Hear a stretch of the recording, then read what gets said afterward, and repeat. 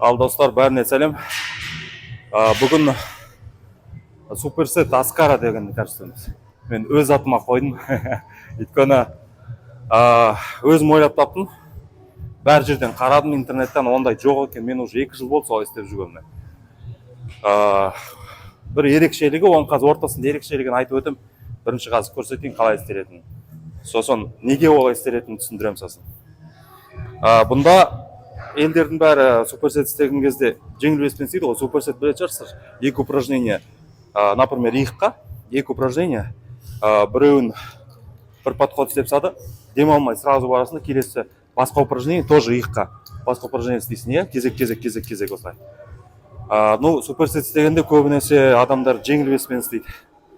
Бірақ мен жеңіл веспен мышца өспейді ғой. Бұлшық ет өсу үшін ауыр вес керек. Екеуін қосып жасадым. Оны қосқанда да қазір 2 упражнение ауыр вес болады, 2 упражнение жеңіл вес болады. Бұл өте бір қызық сондай методика. Сондықтан мен жаңа разминка істеп алдым. Жеңіл вестен бастап, орташа вес, ақырын жеттім. Қазір сразу бірінші подход қылып рабочий басына кетемін уже. Жұмыс істейтін веспен. Сіздерге мұнда ауыр веспен істейсің. Біріншісі, где-то 10 рет, 8 рет, 10 рет істей алатын вес керек. Одан артық істей алмайтындай вес. Міне мен 35 килограмм махи стороны жасаймыз қазір. Бұнымен где-то 10 рет махи істейтін шығарым. Одан жим тоже осымен істеймін деп отырмын. Жим істегенде кішкене көбірек істеуге болады. 8-10 рет махи, сосын жим где-то 12-15 сол екі аралықта болу керек. Қазір көрем.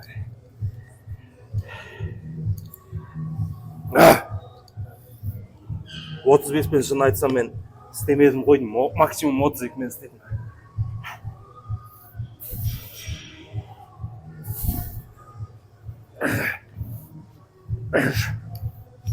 Төрт, бес, алты, жеті, сегіз, тоғыз, 10.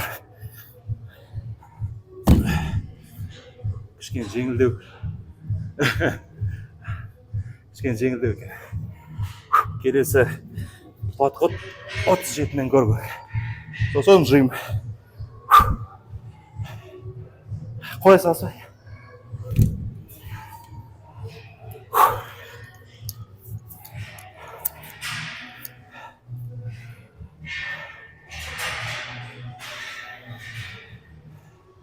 Olma?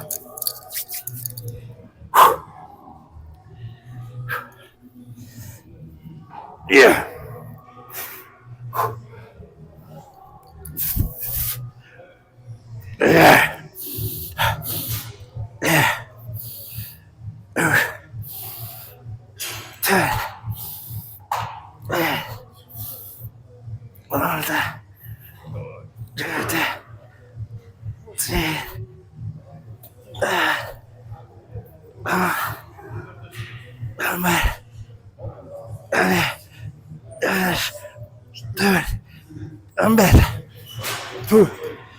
Жеңіл екен.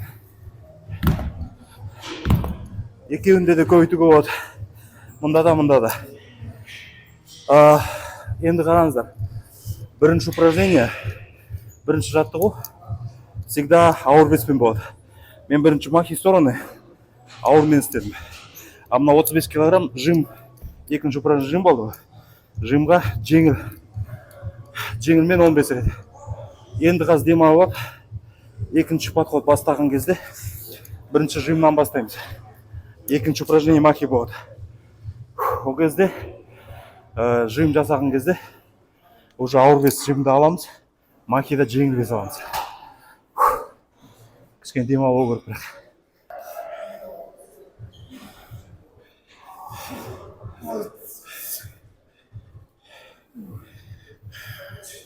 Он болды ма?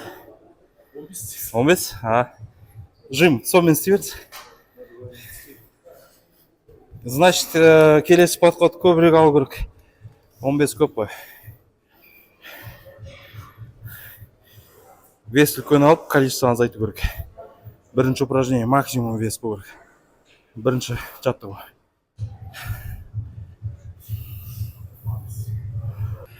Все, екінші подход. Жаңа бірінші маки, одан кейін жим болды ғой. Енді жимнан бастаймыз. Бірінші жим, одан кейін маки. Енді уже жимда ауыр веспен кетеміз. 8-10 рет істей алатын, 10-нан аспау керек.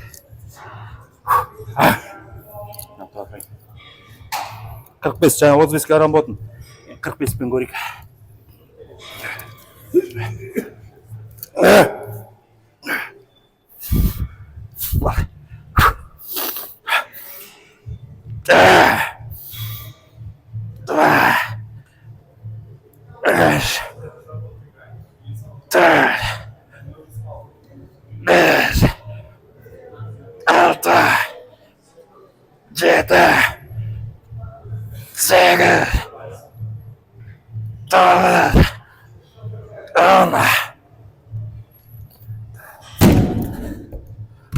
О, міне мынау идеальный вес.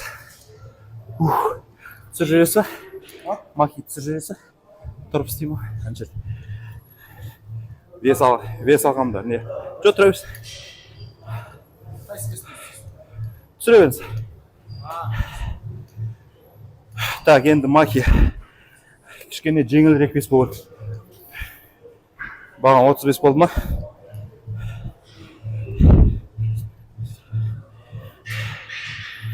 Отызбен көрейін. 15 рет істейтін вес керек. 12, 15.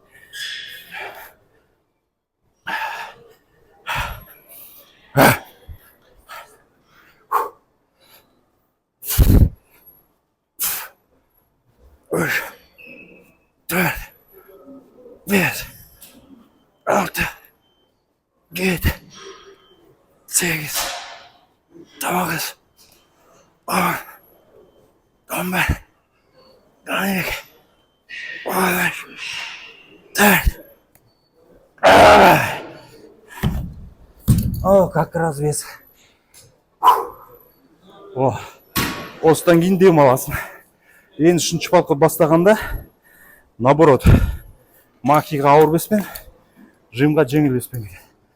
Сонда екі упражнениені екеуінде ауыр веспен істеп үлгересің, екеуінде жеңіл веспен істеп үлгересің. Быстрый волокна, медленный волокна дейді ғой мышцаларда. Қызыл волокналар болады, ақ волокналар болады, который қысқа уақыт істейтін взрывной. Сосын вносовый. Соның екеуінде алып жүресің мына жерде. Взрывной мышцаларда, қызыл мышцаларда и ақ мышцаларды алып жүресің.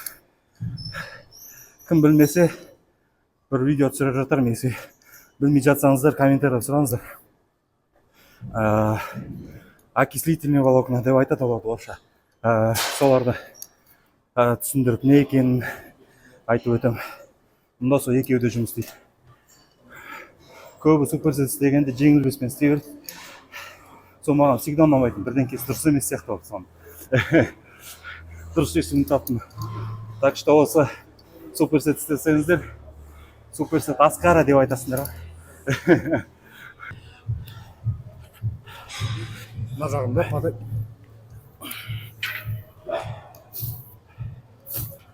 Давай, раз. Екі, асықпай, контроль. 3, 4, 5, 6, 7, 8, еще 9, 10. Жақсы. 11. Берілмейсі ғой. Енді сразу маки.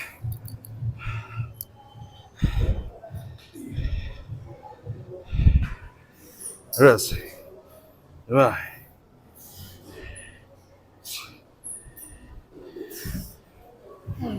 алты, жеті, сегіз, тоғыз, 10, 11.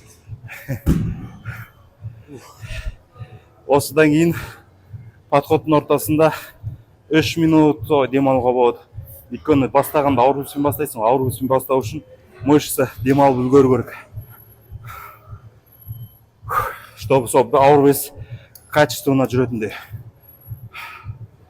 Атса 1-2 минут, 1 минут демалсаң көп аз демалады ғой. Жүрмей қояды ауыр бес. Қазір енді 3-ші подход, мұнда 4 подход істеу керек. Сонда бір мышца, 2 упражнение, 4 подходтан, сонда 2 подход ауырмен, 2 подход жеңілмен каждый упражнение болады.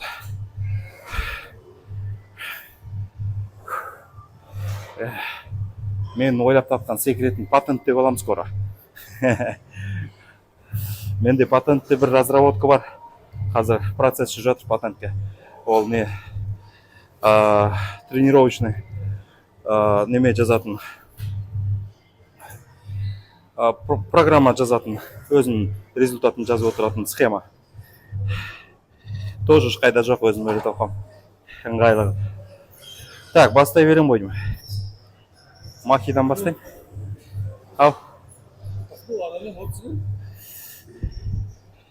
Махи маған ауыр бес керек. Бағана 35 пен істегенде мен 12 реттен ба? Жеңіл болды ол. Значит, маған 37 или 40. 40 пен көрейін ба?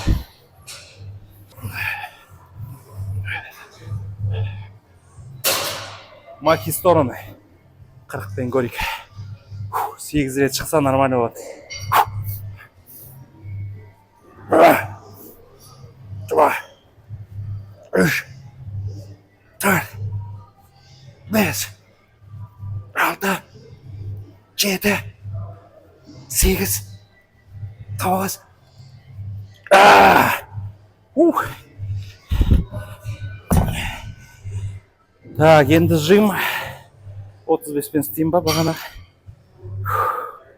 35 пен істеймін. Поменьше. А, 35 жүрсе, қолым забился. Бер жасап жан.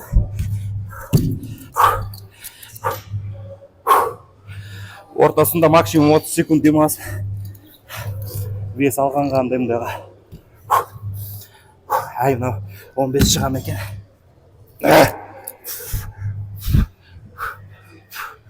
Кеттік. 2,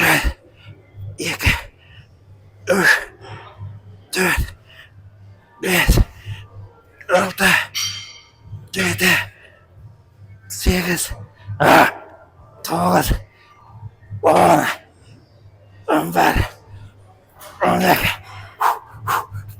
13, 14, 15.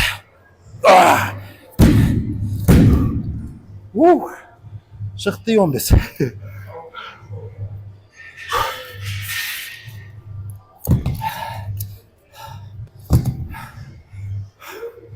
Енді демалыс. 47-ні бір жағын бер жүресің. Аны ма? Ана 50. 50-дің біреу жоқ, 50-мен істеп жүретін десе. Иә.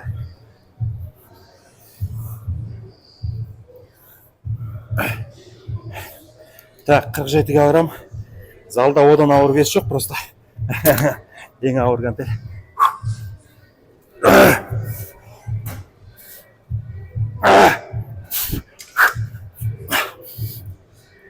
Yeah, baby.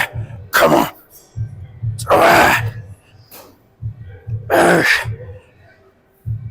4, 5, 6, 7, 8, 9, 10. Вау! Мощно было. Енді махи 35 пен 15 рет істеу керек. 12-15 жеңіл беспен. Ортасында демалмаймыз. Сразу.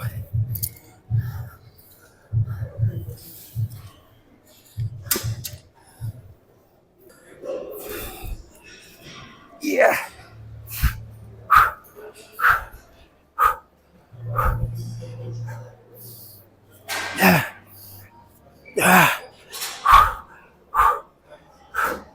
Ауырлау сияқты.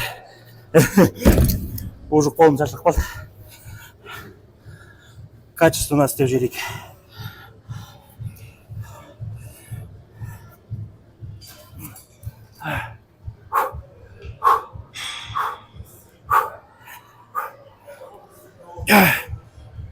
Два, үш, төрт, бес, алты, жеті, сегіз, тоғыз, он бір, он екі.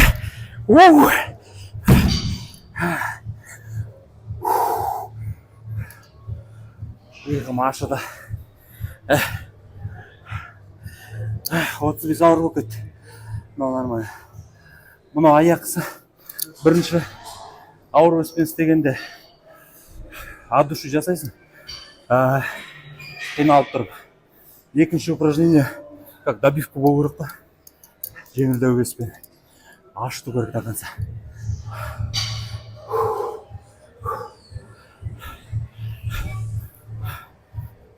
Доча?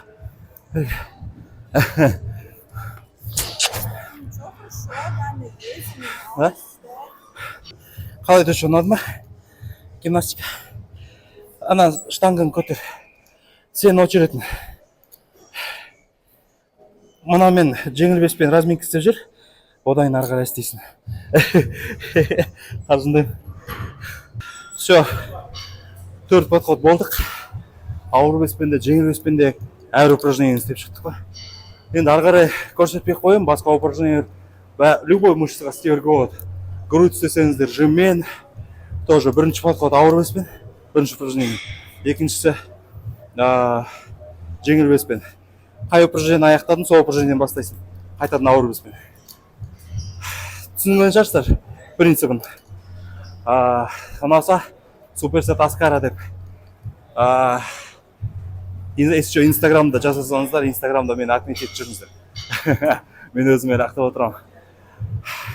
Сонан осындай плечи болады. Біраз позитет жүрейін десем.